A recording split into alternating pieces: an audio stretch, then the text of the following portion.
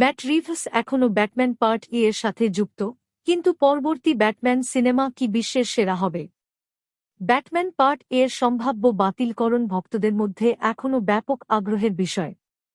ছবিটি ২০২৭ সালে মুক্তি পাওয়ার কথা, তবে চলচ্চিত্র নির্মাতা ম্যাট রিভসের সম্ভাব্য গুরুতর ব্যক্তিগত সমস্যা নিয়ে গুজব ছড়িয়ে পড়ায় সিক্যুয়েলটি সেই তারিখে আসবে কিনা তা স্পষ্ট নয়। ডিসি স্টুডিওর সহপ্রধান নির্বাহী কর্মকর্তা জেমস গান বারবার নিশ্চিত করেছেন যে তিনি এখনও রিভসের কাছ থেকে কোনো স্ক্রিপ্ট পাননি, এমনকি রবার্ট প্যাটিনসনও রসিকতা করেছেন যে দ্য ব্যাটম্যান পার্ট এর সময় তার ব্রুস ওয়েনের বয়স কত হবে। এটাও কোনো গোপন বিষয় নয় যে ক্যাপট ক্রুসেডারের জন্য গানের নিজস্ব পরিকল্পনা রয়েছে, যার শুরু the brave and the bold দিয়ে। গত কয়েকদিন ধরে প্রোডাকশন উইকলির একটি তালিকা বেশ আলোড়ন সৃষ্টি করেছে, ইঙ্গিত দেওয়ার পর যে রিভস দ্য ব্যাটম্যানের সিক্যুয়েল পরিচালনা করতে পারবেন না।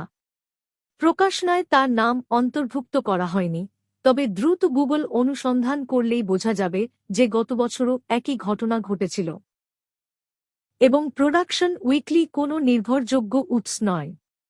প্রেক্ষাপটের জন্য তারা সাধারণত ইন্টারনেটে গুজব সংগ্রহ করে সারসংক্ষেপ এবং কাস্ট তালিকা তৈরি করে। পরে সেই অভ্যন্তরীণ ব্যক্তি তার নিজস্ব জল্পনা শেয়ার করে বলেন, আমি যে লক্ষণগুলি পাচ্ছি তা হল যে পরবর্তী ব্যাটম্যান সিনেমাটি দ্য ব্যাটম্যান ২ হবে না। যেমন পরের বার যখন আপনি ব্যাটম্যান দেখবেন, এটি ওয়ার্ল্ডস ফাইন্স্ট সিনেমা বা অন্য কিছুর মতো হবে। সম্ভবত এটি গান এখন কাজ করছে। যদি সে সুপারম্যানের সরাসরি সিক্যুয়েল না লেখে, তাহলে এটি এমন কিছু হতে হবে যাতে সুপারম্যান এবং ব্যাটম্যান অন্তর্ভুক্ত থাকে।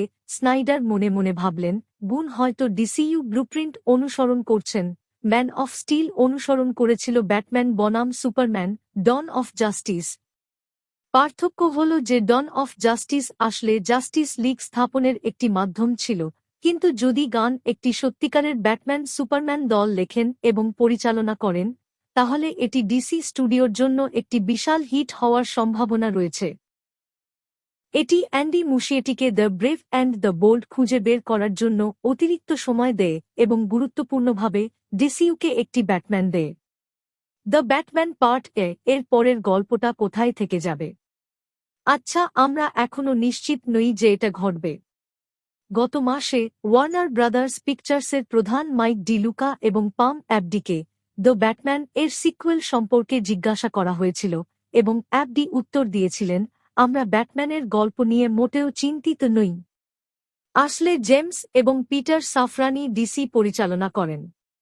ম্যাট রিভসের সাথে আমাদের আরও কিছু সহযোগিতা আছে, কিন্তু পিটার এবং জেমস জানেন যে তিনি নিজেই একজন লেখ পরিচালক, এবং এটি তখনই আসবে যখন তিনি তার সেরা ব্যাটম্যান স্ক্রিপ্টটি লিখবেন এবং প্রস্তুত থাকবেন।